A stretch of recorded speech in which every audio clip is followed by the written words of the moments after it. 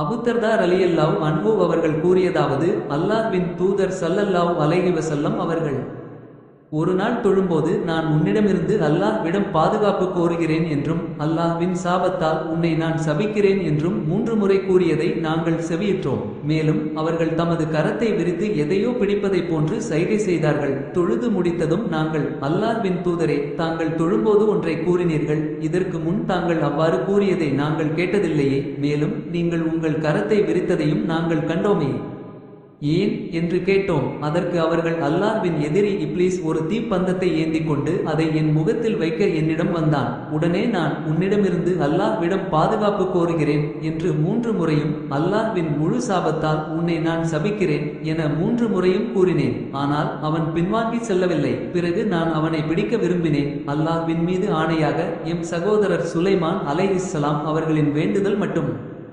இல்லையாயின் காலையில் மதீனா நகரச் சிறுவர்கள் அவனுடன் விளையாடும் வகையில் இந்த பள்ளிவாசலில் அவன் கட்டி வைக்கப்பட்டிருப்பான் என்று சொன்னார்கள்.